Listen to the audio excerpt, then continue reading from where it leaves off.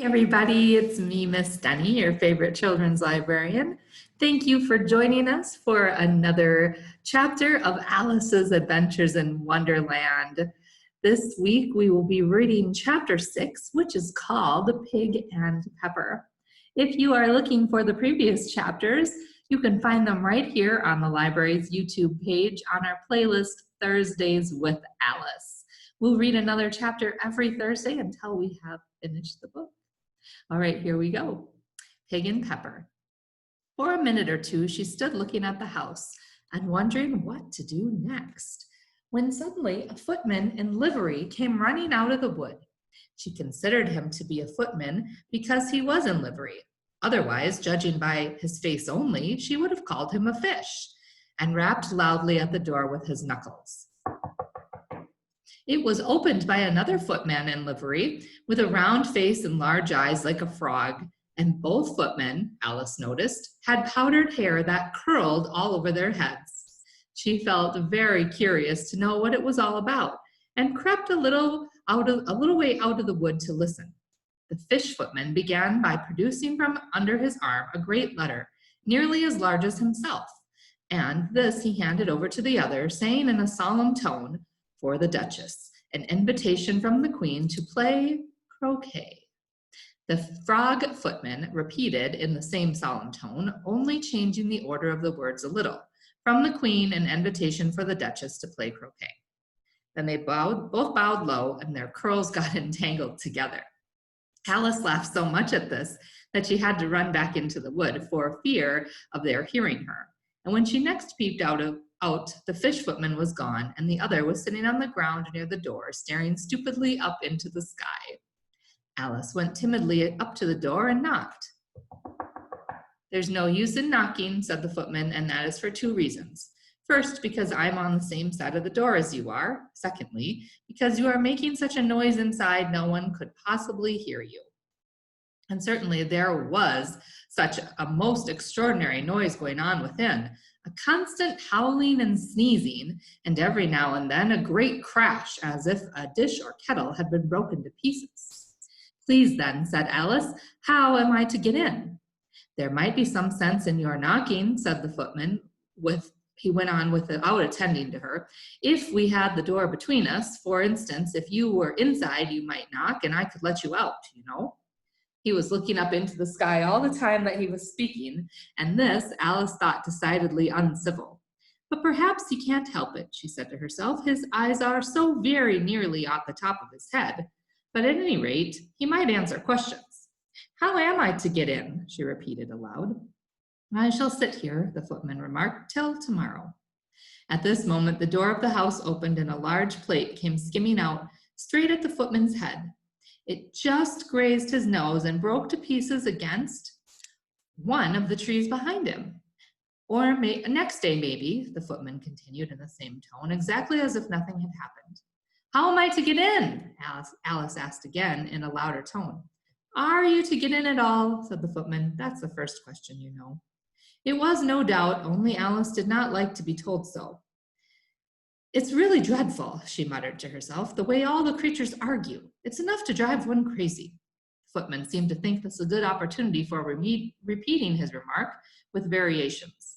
"I shall sit here," he said, "and on and off for days and days." "But what am I to do?" said Alice. "Anything you like," said the footman, and began whistling. "Oh, there's no use talking to him," said Alice desperately. "He's perfectly idiotic." And she opened the door and went inside.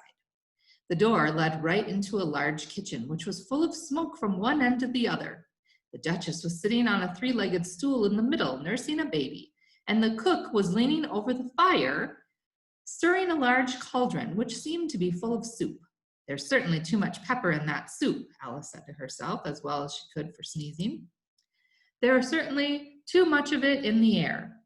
Then even the Duchess sneezed occasionally, and as for the baby, it was sneezing and howling alternately without a moment's pause. The only two creatures in the kitchen that did not sneeze were the cook and a large cat, which was sitting on the hearth and grinning from ear to ear.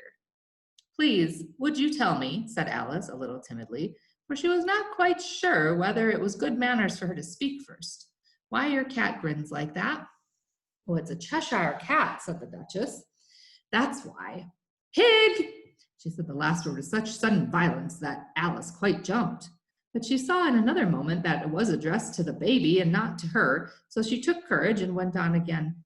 I didn't know that Cheshire cats always grinned. In fact, I didn't know that cats could grin. They all can, said the Duchess, and most of them do.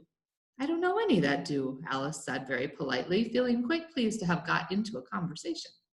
You don't know much, said the Duchess, and that's a fact. Alice did not at all like the tone of that remark and thought it would be as well to introduce some other subject of conversation. While she was trying to fix on one, the cook took the cauldron of soup off the fire and at once set to work throwing everything within her reach at the Duchess and the baby.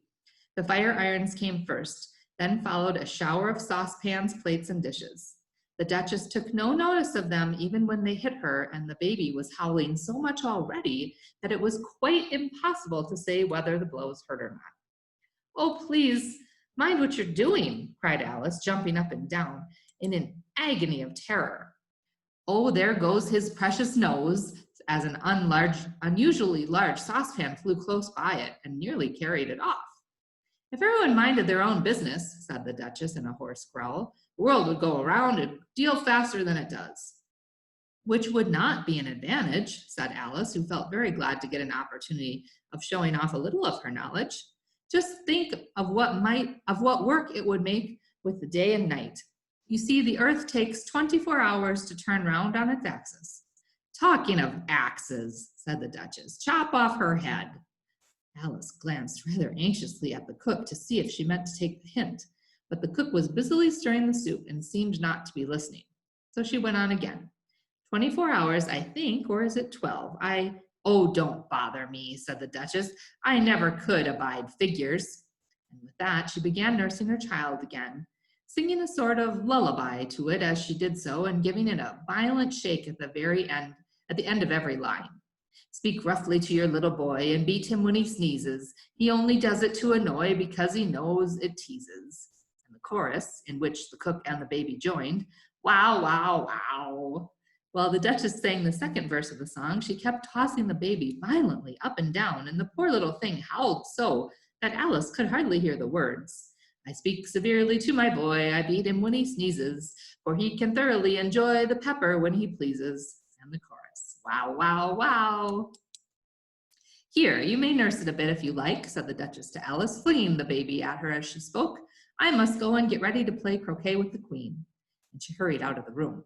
The cook threw a frying pan after her as she went, but it just missed her. Alice caught the baby with some difficulty, as it was a queer-shaped little creature and held out its arms and legs in all directions.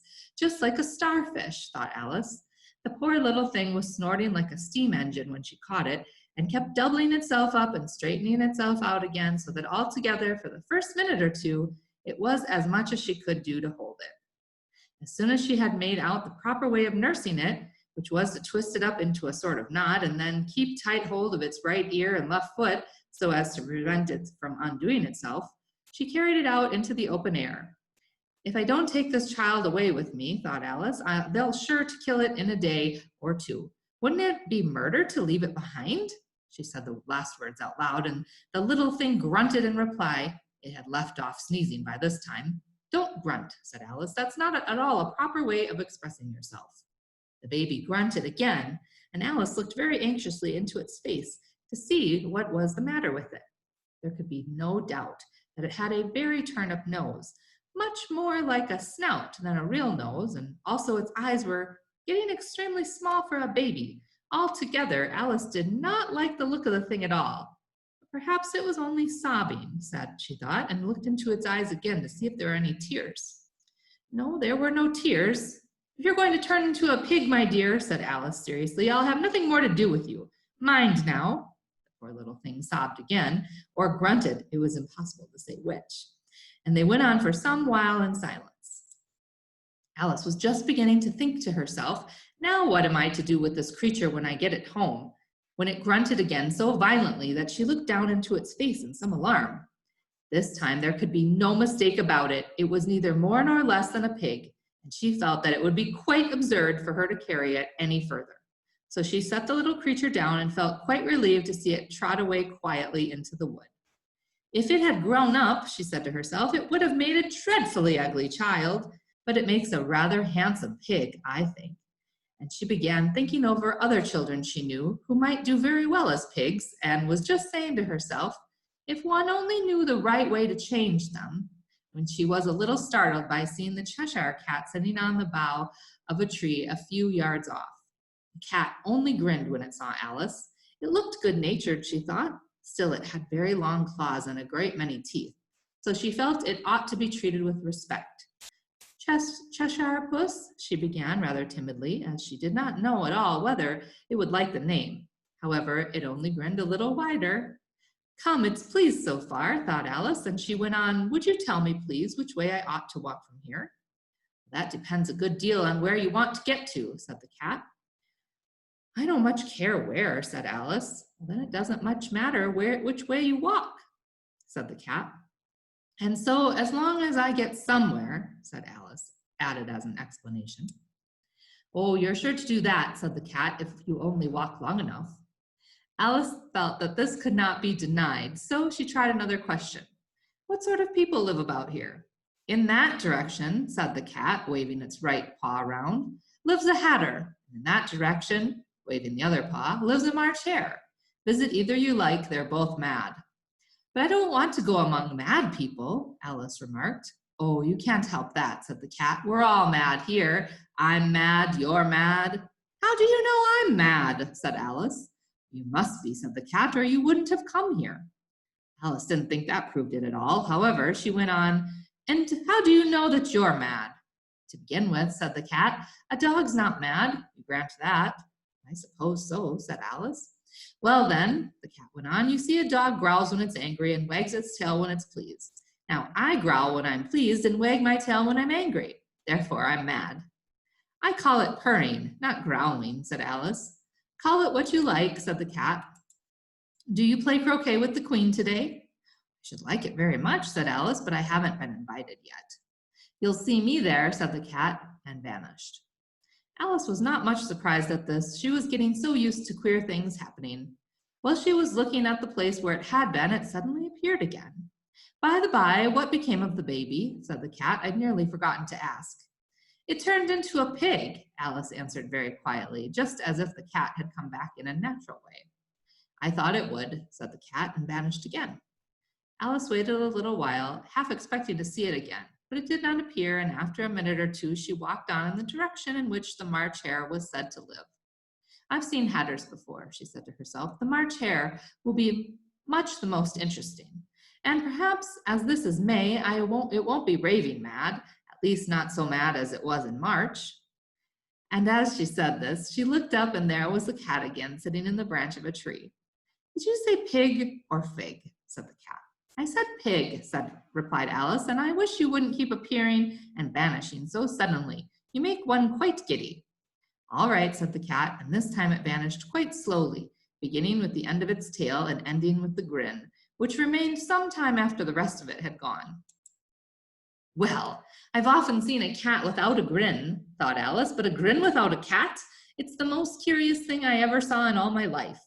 She had not gone much farther before she came in sight of the house of the March hare. She thought it must be the right house because the chimneys were shaped like ears and the roof was thatched with fur. It was so large a house that she did not like to go nearer till she had nibbled some more of the left-hand bit of mushroom and raised herself up to about 2 feet high. Even then, she walked up towards it rather timidly, saying to herself, suppose it should be raving mad after all. I almost wish I'd gone to see the hatter instead. All right, that was the end of chapter 6. Next time, we will enjoy chapter 7, my favorite, A Mad Tea Party. I'll see you then.